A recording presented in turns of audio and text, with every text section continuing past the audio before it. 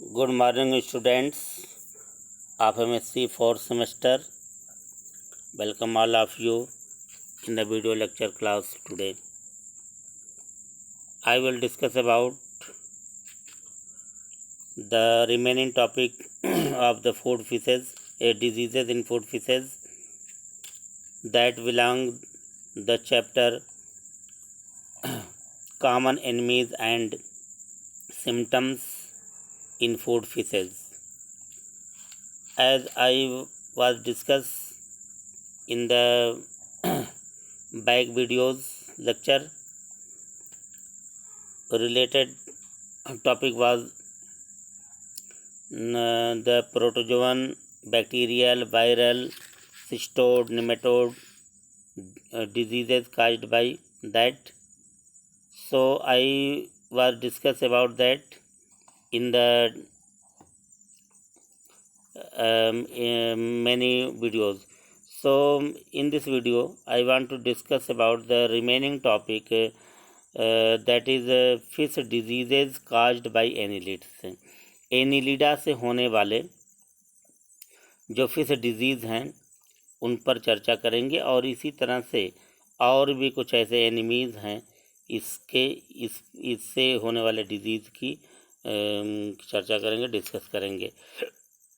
तो ये जो है, क्योंकि ये चैप्टर का नाम ही है common enemies and symptoms in food fishes, तो खाई जाने वाली मछलियों में जो इसके बहुत से दुश्मन हैं, उसमें जो है इनके दुश्मनों से यानी इनके एनिमीज़ से, इनके पैरासाइट्स से, मोनोजेनेटिक डाइजेनेटिक जितने भी पैरासाइट्स होते हैं, इनसे होने वाले जो डिजीज़ हैं, रोग हैं, वो कौन कौन से रोग हैं, किस उनके काजेटिव एजेंट कौन कौन हैं और उनके लक्षण क्या दिखते हैं, सिम्टम्स क्या दिखते हैं और इसमें क्या ट्रीटमेंट दिया जाता है, क्या प्रिकॉशन होना चाहिए, क्या सावधानियाँ होनी चाहिए, ये सारी चीज़ें डिस्कस होती आ रही हैं कई वीडियो से. क्योंकि ये लंबा चैप्टर भी है और इसको कंप्लीट करने में कई वीडियो जो है कि हम बना डाले हैं. और जो वीडियो जो बच्चे खुचे हैं ये जो है आपके सामने देख रहे हैं, हम हाजिर हैं. तो आज जो हम जो टॉपिक डिस्कस करने जा रहे हैं वो यही है, fish diseases caused by annelids. Fish diseases caused by Annelida के जो एनिमल्स होते हैं उनकी वजह से भी फिश में डिजीजेज होते हैं. क्योंकि एनिलिडा में जैसे लीच हैं, जोंक हैं, इसका आपने नाम सुना है, तो ये सब भी जो है इस पर जो है कि पैरासाइट्स मूड शो करते हैं और ये फिश से अटैच होकर के इनके ब्लड सक कर लेते हैं और सक करने से जो है कि फिश जो है काफ़ी वीक हो जाती है, डिजीज हो जाती है, अंत में मर जाती है. तो इस तरह से जैसे जोंक है या लीच, ये और भी एनिमल्स पानी में रहने वाले, पानी में घूमने टहलने वाले जो एनिमल्स हैं, जैसे भैंस है, इसके ऊपर भी ये चिपक जाते हैं, उनका ब्लड सक कर लेते हैं. तो इसी तरह ये फिशेज़ के ऊपर भी आ जाती हैं और इनके ब्लड सक करते हैं. धीरे धीरे ये इनका ब्लड काफ़ी कम हो जाता है, एनीमिया हो जाता है और ये जो डिजीज हो जाती हैं और मर जाती हैं. तो इन समों से बचने के लिए इनके क्या लक्षण, ये सारी चीज़ें हम डिस्कस करने जा रहे हैं. तो fish diseases caused by annelids. Leeches belonging to the families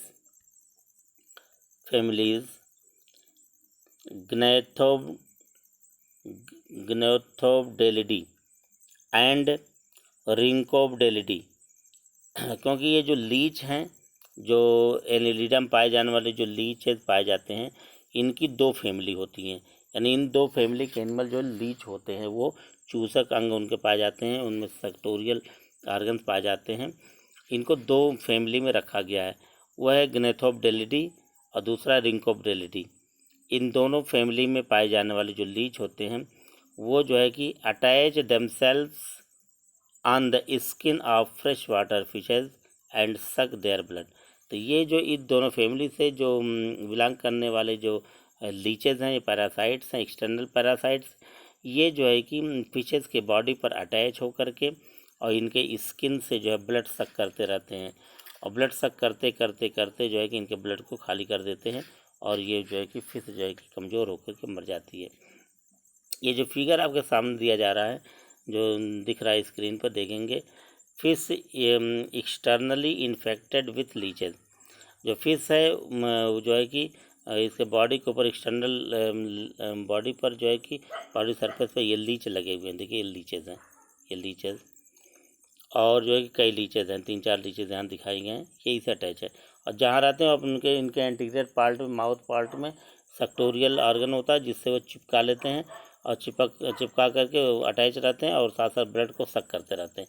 जब तक कि पूरी तरह ब्लड सक करने लेते तब तक इसको छोड़ते नहीं हैं।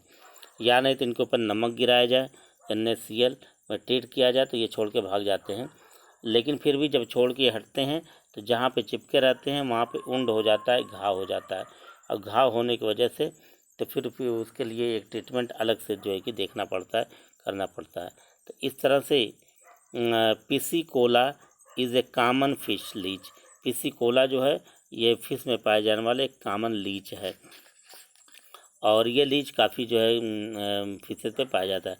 After having their bellies filled with fish blood they detach themselves. ये जब किसी फिश से अटैच होती हैं तो ये इनके फिश का ब्लड सक करते हैं।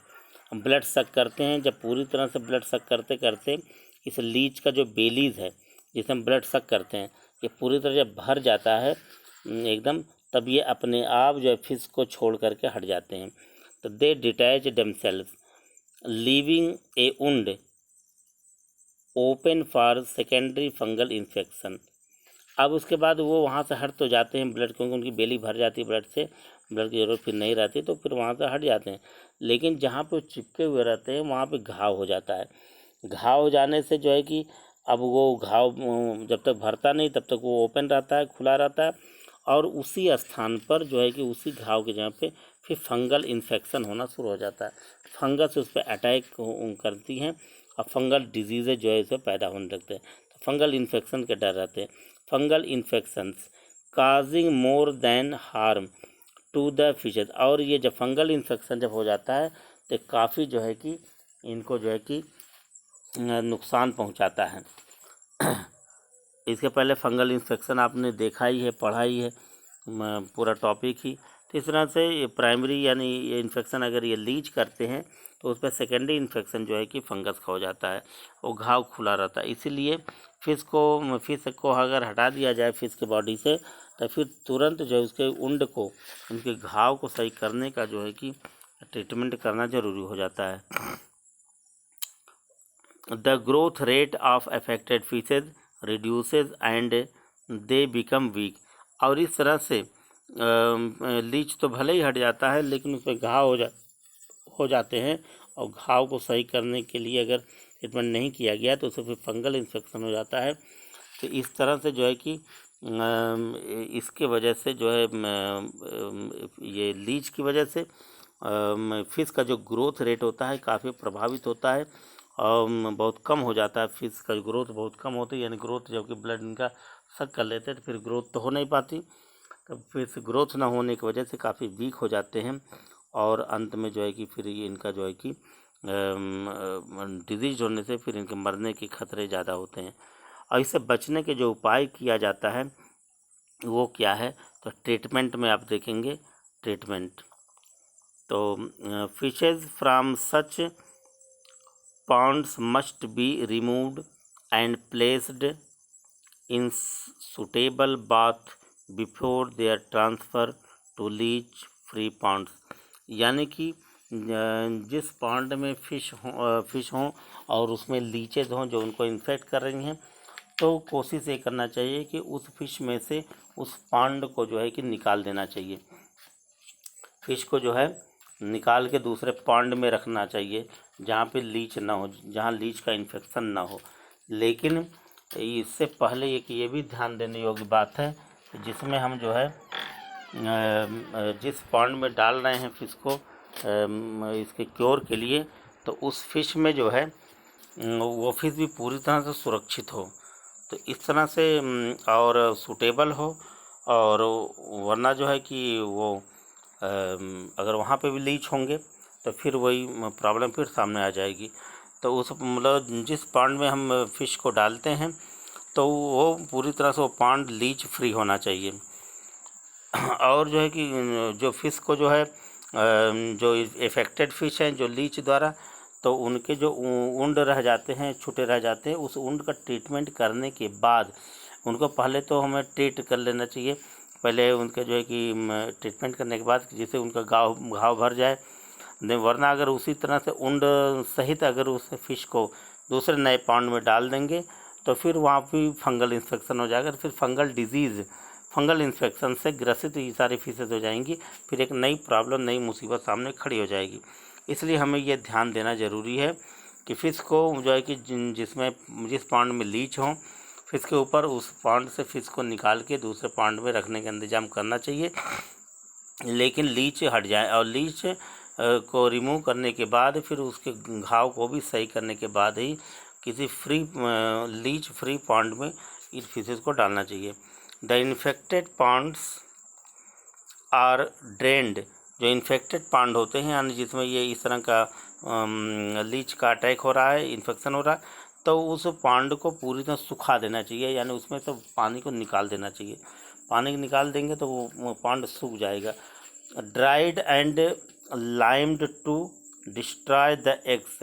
अब उसके बाद उसके जो है कि पूरी तरह सुखाने के बाद उस पॉन्ड को उसमें जो है लाइमिंग करते हैं, उसमें जो नमक डालते हैं और उसके बाद बुझा चूना ये सब डालते हैं, जिससे कि पूरी तरह से वहाँ पे जो उसके लीच के एग्स हों तो वो मर जाएं, मतलब किसी भी तरीके से वहाँ इन्फेक्शियस जो है जो काजन एजेंट हैं वो न रहने पाएँ पूरी तरह से। और to destroy the eggs and leeches leaving there, यानी कि वहाँ पे लीच न रहने पाए, पूरी तरह लीच समाप्त हो जाएं, ये ध्यान रखना ज़रूरी है। सर्टेन रिकमेंडेड बाथ इंक्लूड, और उंड से या लीच से अफेक्टेड जो फिश है उनको कुछ ऐसे ट्रीटमेंट है जिसमें उनको डिप करते हैं, डुबा करके निकालते हैं, यानी ट्रीटमेंट करते हैं, बात करते हैं, वो जो सामने कुछ ऐसे ट्रीटमेंट सामने देखेंगे। 5 to 15 second dip in Lysol solution. Lysol solution में 5 से 15 सेकेंड तक के लिए फिश को जो है कि डिप करते हैं। एक तो ये है, और ये लाइसाल सोल्यूशन क्या होता है, 1 ml Lysol in 5 litre of water. 5 litre पानी में 1 ml लाइसाल डाल देंगे तो लाइसाल सोल्यूशन हो जाता है। उसमें 5 से 15 सेकंड के लिए फ़िश को, यानी जिसके बॉडी पर लीच हों उसको डुबा देते हैं, या लीच अगर आपने हाथ से हटा दिया तो फिर जो है कि उस पर जो घाव रह जाते हैं उनको भी ठीक करने के लिए उसी लाइसाल सोल्यूशन में डिप करते हैं। उसके बाद दूसरा जो तरीका है, 20 to 30 minutes bath in 10% NaCl solution for young fishes.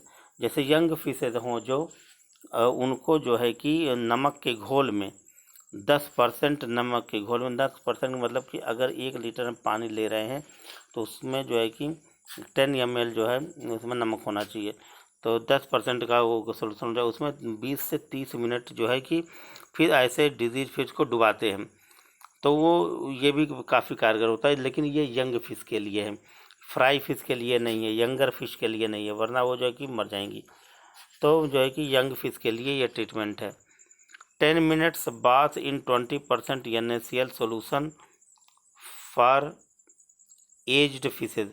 और जो यंग नहीं है बल्कि और भी ओल्ड एज की जो फिश हो चुकी हैं तो उनको जो है कि 20% NaCl में 10% के लिए डुबाते हैं, 10 मिनट 20% NaCl सोल्यूशन में 10 मिनट के लिए 10 मिनट के लिए डुबाते हैं, जो ओल्ड फिशेज हैं, जो ये यंग के से और ज़्यादा एज की हो चुकी हैं, एज फिश को जो इसमें जो है कि डुबाते हैं। 1 minute bath in quick lime solution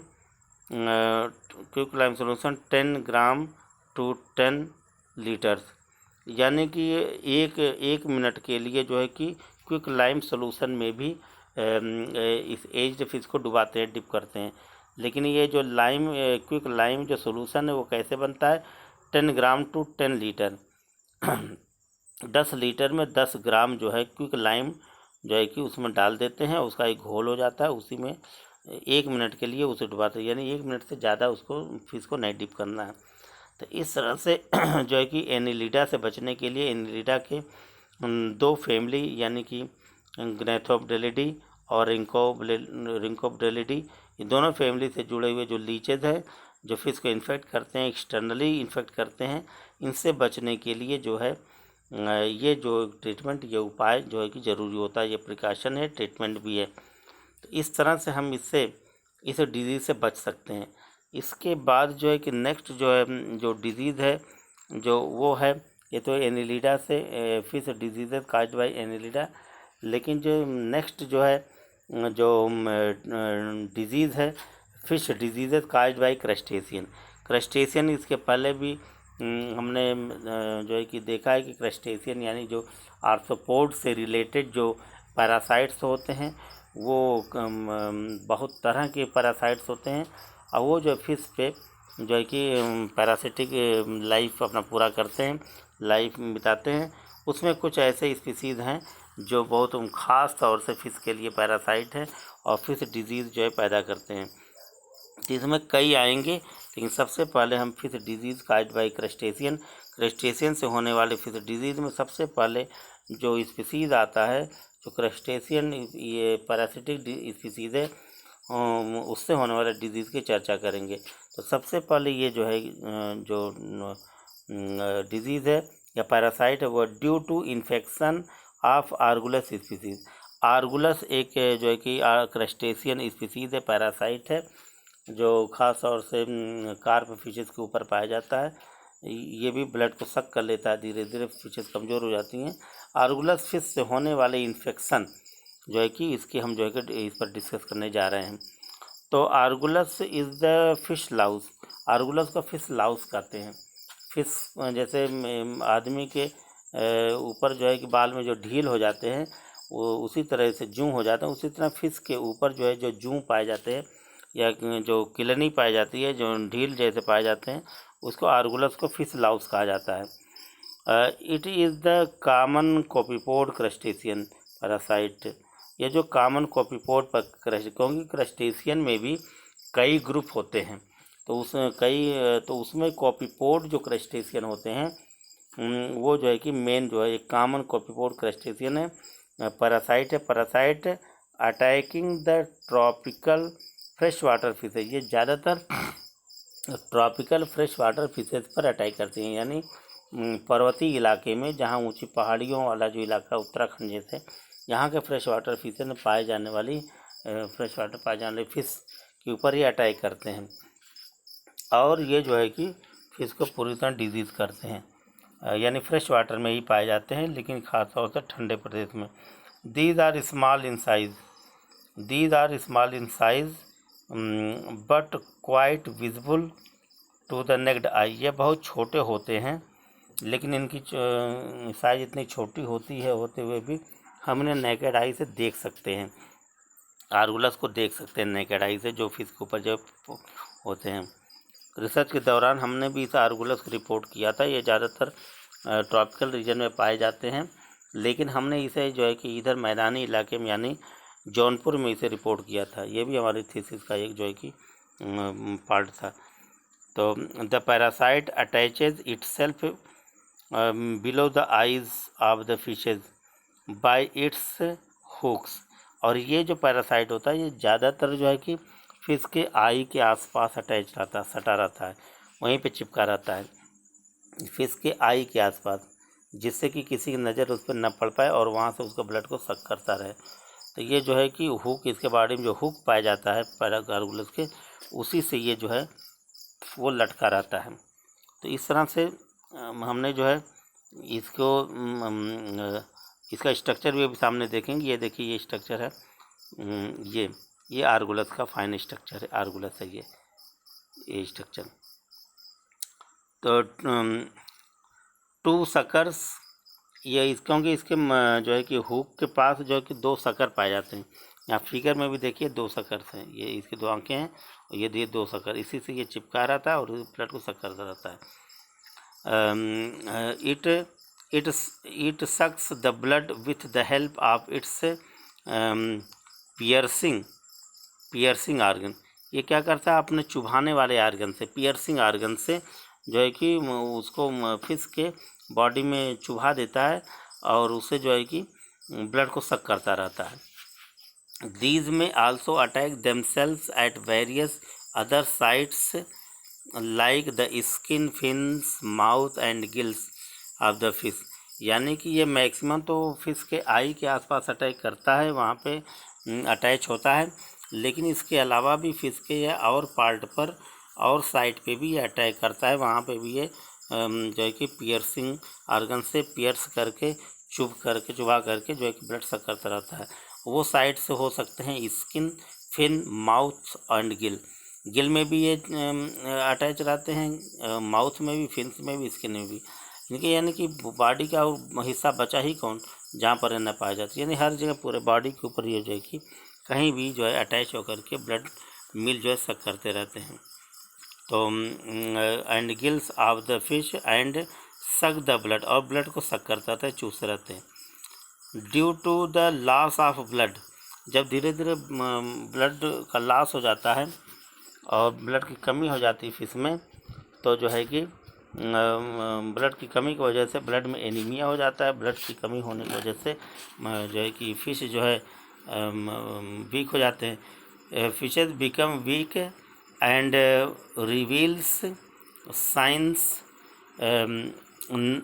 nervousness, जब इनमें ब्लड जो है पूरा सक कर लेता है ये आर्गुलस, तो धीरे धीरे वीक हो जाती है। वीक होने के बाद फिर इनका नर्वसनेस जो है कि इनके अंदर जो एक पैरालाइज हो जाती है, जैसे फिर सेंसलेस हो जाती हैं, फिर काम नहीं करती हैं, जैसे तैसे पानी पर जो है कि पड़ी रहती हैं। तो इस तरह से जो है ये भी काफ़ी खतरनाक जो है कि ये पैरासाइट है। अब ये पैरासाइट से जो है कि बचने के जो ट्रीटमेंट हैं वो क्या हैं, ये हम आपके सामने लेकर आ रहे हैं। ये तो पहले आप फिगर देख लीजिए, ये इसके जो है ये अपेंडेजेस हैं और जो है कि ये आई है और ये इसके सकर्स हैं, ये इसका जो फाइन स्ट्रक्चर ऑफ आर्गुलस है। तो द पॉन्ड ट्रीटमेंट में देखिए, treatment the ponds should be drained. अब इसमें क्या होता है कि जिस पॉन्ड के फिश में ये आर्गुलस पाया जाता है, फिश पे पाया जाता है, उस पॉन्ड को सुखा लेते हैं, उसके पानी को निकाल के फेंक देते हैं, बाहर कर देते हैं, ड्रेन कर देते हैं। एंड लाइम्ड बिफोर रीस्टॉकिंग, और फिर उसको रीस्टॉक करने के लिए उस फिश को फिर से उस फिश पॉन्ड को काम में लाने के लिए, रीस्टॉकिंग के लिए फिर उसको जो है कि पूरी तरह से सही करते हैं। कैसे सही करते हैं? लाइम्ड बिफोर, यानी उसमें जो है कि पानी भरने से पहले उसको लाइम्ड करते हैं, यानी उसमें जो है कि चूना है, नमक है, ये डाल देते हैं, जिससे कि उसमें इस तरह के पाई जाने वाली चीज़ें या उनके अंडे बच्चे जो है समाप्त हो जाएं, यानी पॉन्ड पूरी तरह सुरक्षित हो जाए। Treatment can be made by keeping the infected fishes. Treatment can be made by keeping the infected fishes in 3 to 5% of NaCl bath. अब इसमें का 3 से 5% नमक के घोल में, NaCl में के घोल में इसको जो है कि 3 से 5 मिनट के लिए इन्फेक्टेड फिश को डुबाते हैं। ऐसे फिश जो आर्गुलस से अफेक्टेड है उनको इसमें डिप कर देते हैं, 3 से 5 मिनट के लिए डुबा देते हैं ऐसे नमक के घोल में। या नहीं तो इसके अलावा दूसरा जो ट्रीटमेंट है, और इन 250 ppm of formalin solution for an hour, और या तो 250 ppm फार्मेलिन सोल्यूशन बना करके उसमें जो है कि 1 घंटे के लिए जो है कि फ़िश को डिप कर देते हैं, डुबा देते हैं, बात करते हैं, या तो ये ट्रीटमेंट यूज़ करते हैं। या तो उसके अलावा और भी जो ट्रीटमेंट है तरीके हैं, सोल्यूशन ऑफ KMNO4 0.2 to 0.3 ग्राम पर gallon of water may be added to eradicate parasites from the larger fish ponds।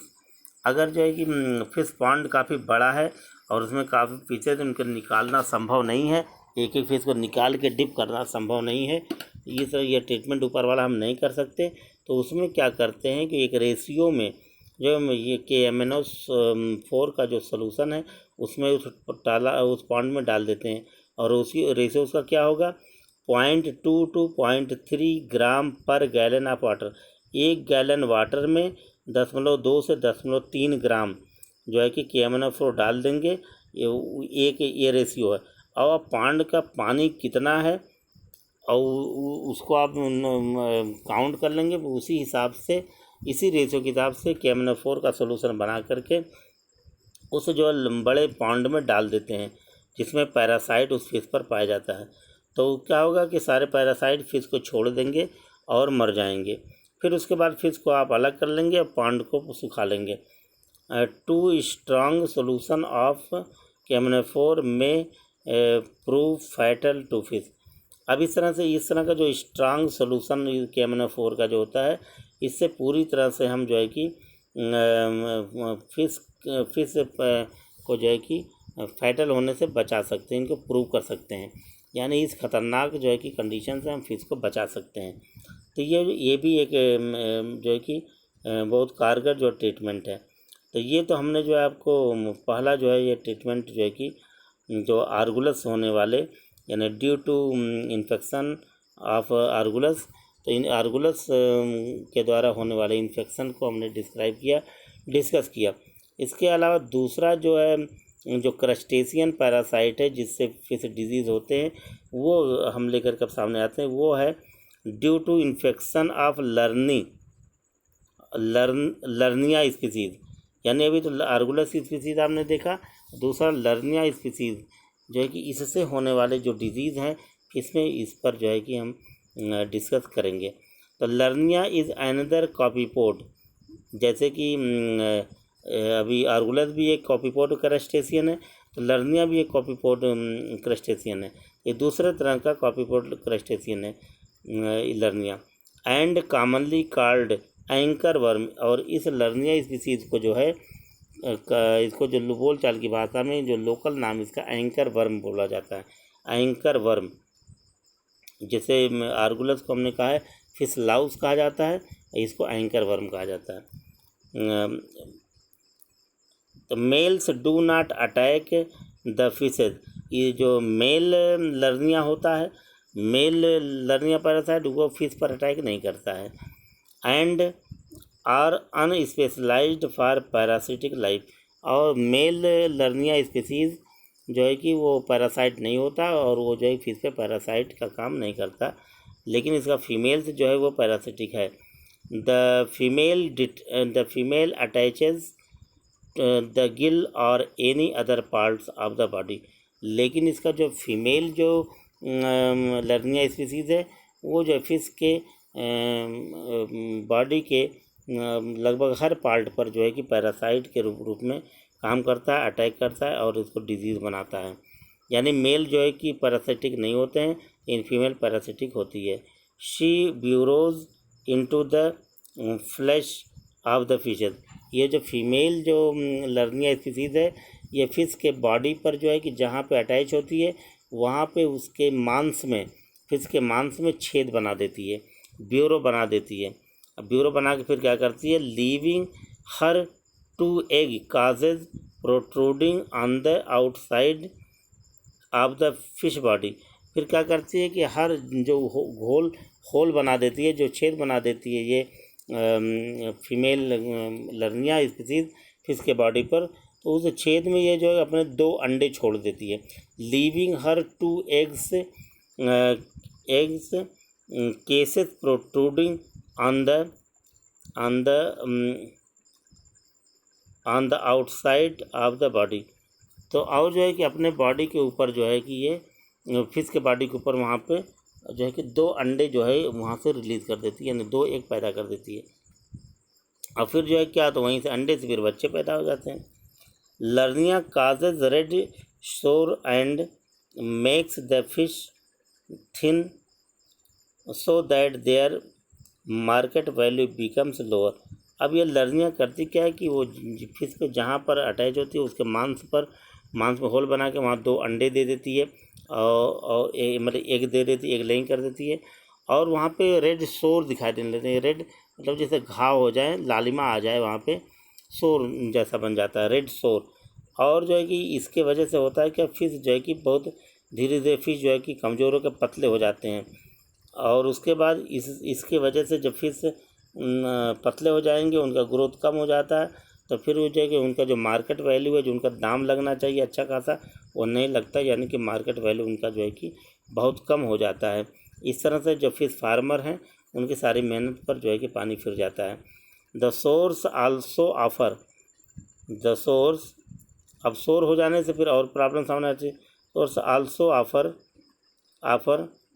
Opportunities for bacterial and fungal infection.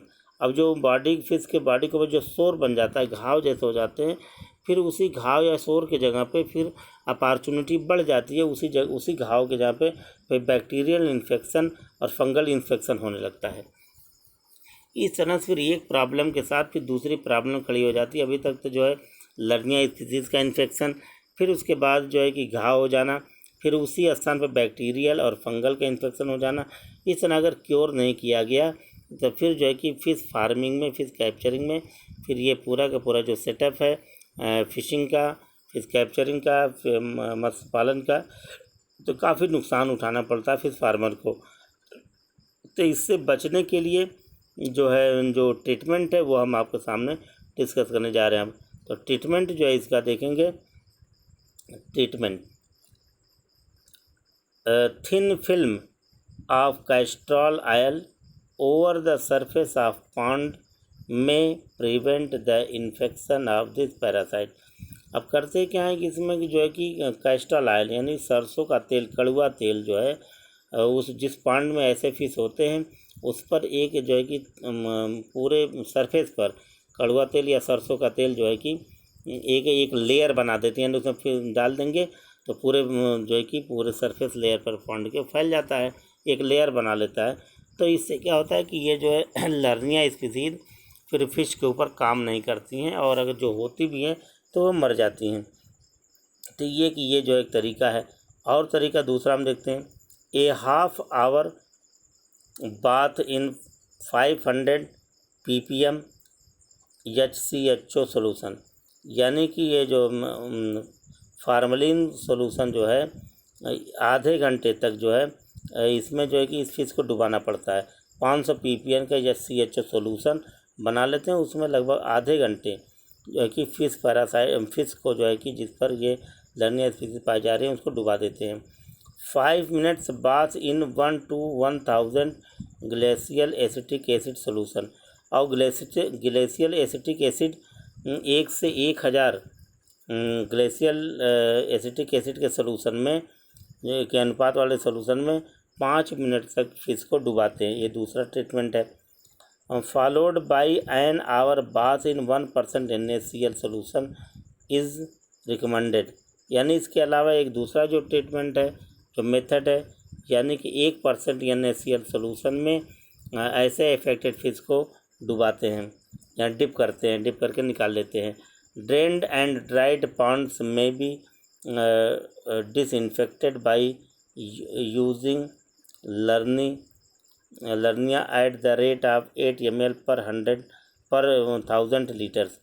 अब जो है कि ये तालाब को, इस पॉन्ड को जो है क्या करते हैं, उसको पानी को निकाल देते हैं, सुखा लेते हैं, और जो सूखे हुए पॉन्ड के अंदर क्या करते हैं, डिसइंफेक्टेड करने के लिए कि उसमें फिर लर्निया की स्पीसीज या उसके एग न रहने पाएँ, उसके लिए क्या करते हैं तो उसमें जो है 8 ml पर 1000 लीटर, 1000 लीटर पानी में 8 ml जो है कि ये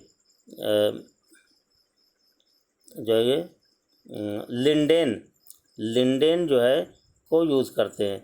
8 ml लिंडेन और 1000 लीटर पानी में उसको डाल के एक सोल्यूशन बना लेते हैं, और जो ड्राइड जो पॉन्ड है उसमें उसको जो है कि डाल देते हैं।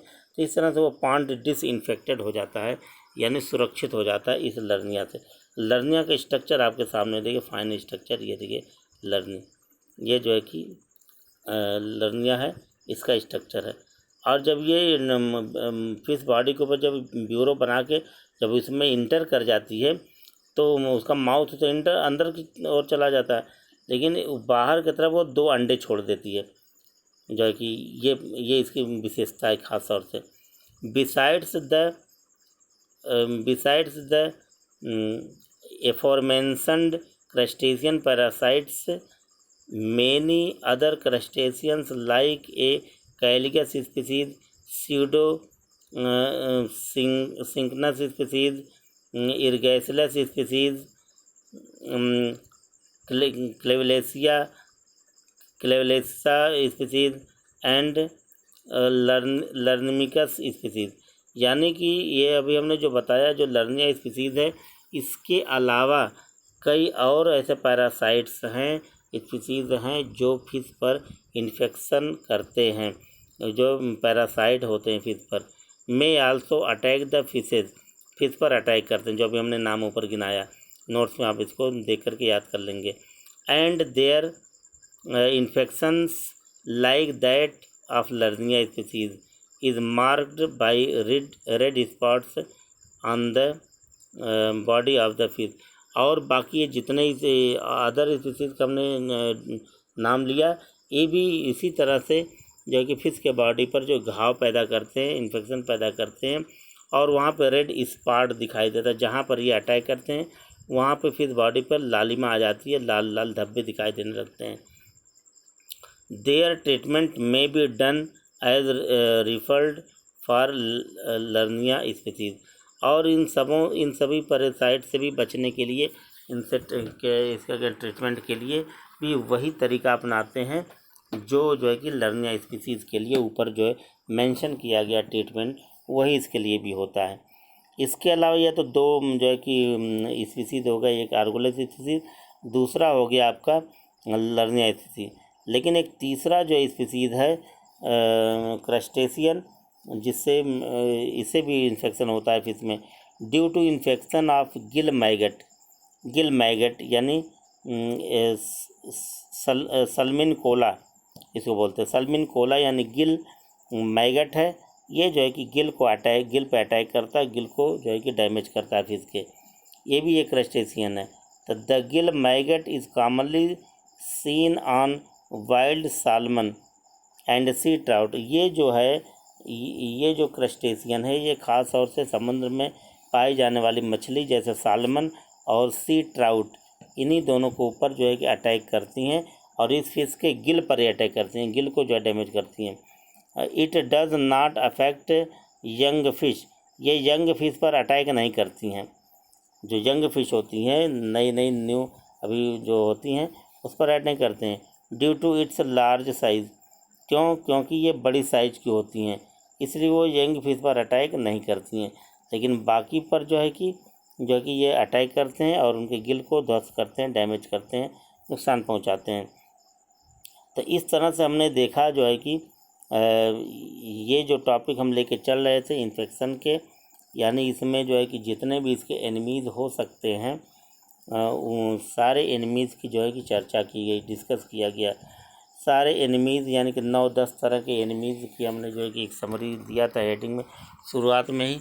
लेकिन इसके अलावा यहाँ हम देखिए लगभग जो है कि 10 एनिमीज़ की हमने जो है कि चर्चा या डिस्कस कर चुके हैं।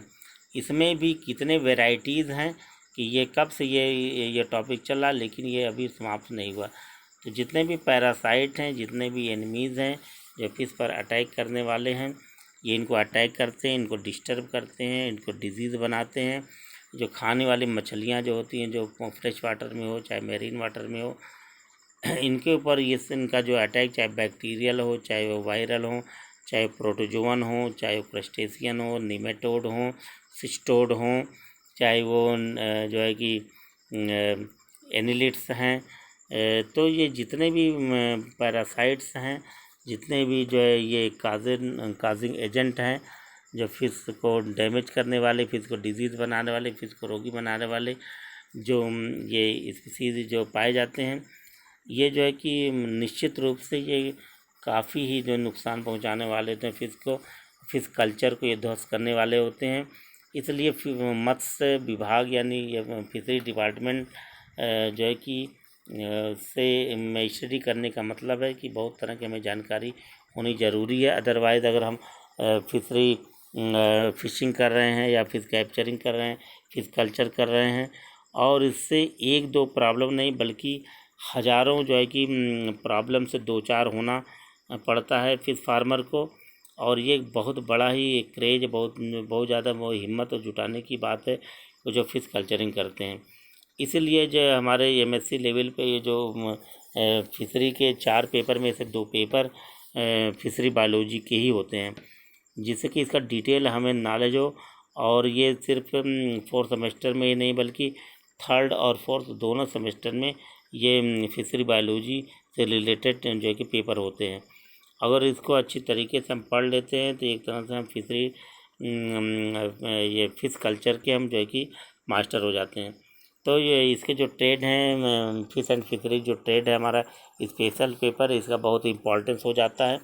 तो इसके पहले हमने जो डिस्कस किया जितने भी इसके पैथोजन हो सकते हैं, इसके एनिमीज़ हो सकते हैं, इसके जो पैरासाइट्स होते हैं, इसके जो दुश्मन हो सकते हैं, इनके जो है कि स्ट्रक्चर के साथ इनके बॉडी स्ट्रक्चर कंस्ट्रक्शन और साथ साथ इनसे होने वाले डिजीज़, फिर जो है कि ये डिजीज़ जब ये अटैक करते हैं तो इनसे जो है फिश में क्या लक्षण क्या सिम्टम दिखाई देते हैं, फिर इनसे बचने के उपाय क्या होते हैं, ट्रीटमेंट क्या होते हैं, सारा कुछ जो डिटेल में डिस्कस किया गया, स्टडी किया गया।